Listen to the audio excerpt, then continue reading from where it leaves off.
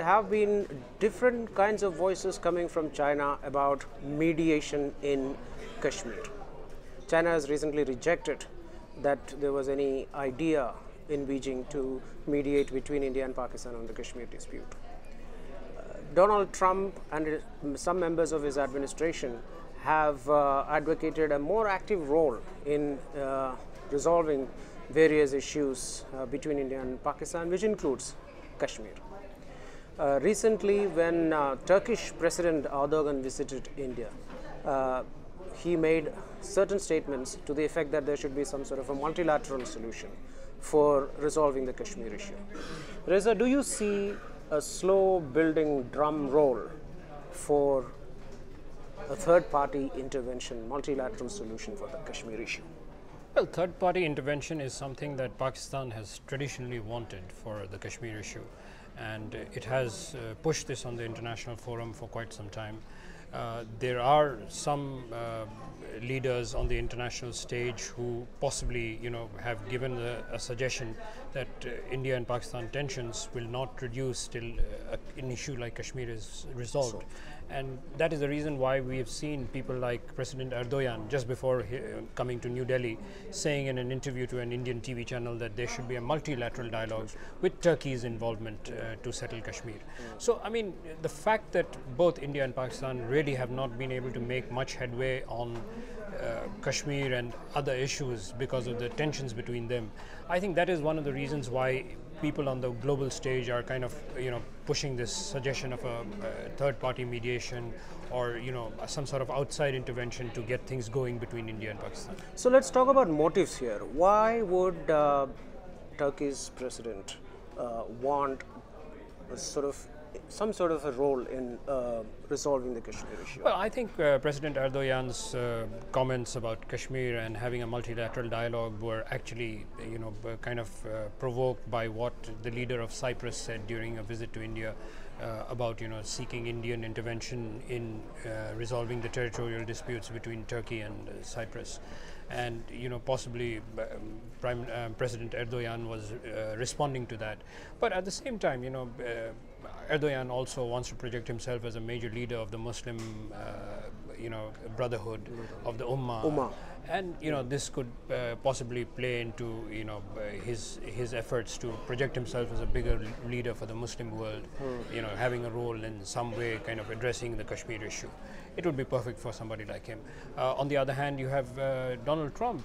Why would Trump? But the thing about Trump is that I'm a bit perplexed with the kind of foreign policy interventions that he's making. His is a very unconventional sort of foreign policy. The way he intervened in Syria with the air raids after the gas attack, and the way the aircraft carrier was moved to near North Korea to tackle North Korean nuclear threat, and the way he is now saying, for instance, we will pull back from Iran nuclear deal, we will pull back from Paris climate. So this is very unconventional.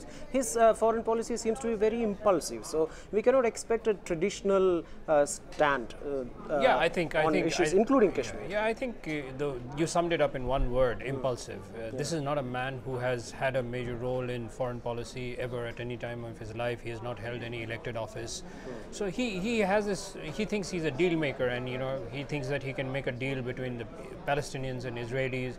I'm not surprised if Mr. Trump thinks in his mind that he could become a deal maker between India and Pakistan, and that was the reason why he brought this up during his campaign. He talked about mediating if both India and Pakistan want on Kashmir, which is probably why a member of his administration, Nikki Haley, spoke about the US taking on a proactive role. But the important thing here is that once this was said, and once India kind of pushed back against these kind of comments, they were rolled back, whether it was the case of US or China. Even in the case of Mr. Erdogan, he was told very, very firmly by his Indian interlocutors that there could only be a bilateral solution to the Kashmir issue. But if there is one country that would benefit from resolving the Kashmir issue, it would be China, because given the fact that China now is developing the China-Pakistan economic corridor, which is actually passing through Pakistan-occupied Kashmir, they have an economic reason to sort of intervene, right? But well, you know, there's also a flip side to that. If you know, there is any sort of negotiations, I don't see China taking an impartial stand on this issue. It will traditionally back Pakistan in whatever negotiations are there, and if it is involved.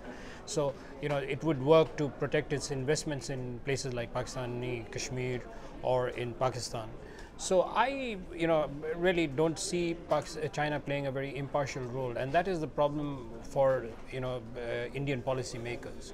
So that is the reason possibly why the foreign ministry in India continuously keeps talking about the Simla Agreement and the Lahore Declaration as the basis for any sort of you know, negotiations with Pakistan. But are we in India making our case very strong, given the fact that there is a lot of violence happening, particularly since the killing of Burhan Wani last year? There have been flare-ups after flare-ups in Kashmir, and we seem to be having our backs against the wall when we are pushing back from any attempt at third-party intervention. Well, you know, I mean, I think if India really wants to make a strong beginning, it would have to make a beginning by setting things in order in Kashmir. Clearly, our policies in Kashmir haven't been the most successful, especially under this new government. It's a very complex issue. You have militant groups, terrorist groups that are backed by Pakistan. On the other hand, you also have disaffected Kashmiris, and you know, you also have you know, a state where there are all kinds of divisions between Jammu and between the Kashmir Valley, and then you have the Ladakhis who are totally different.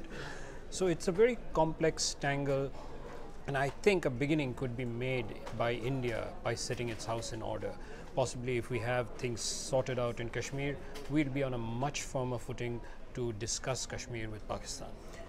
In this quick take, we try to answer the question, is Kashmir up for third-party mediation? Thanks for watching.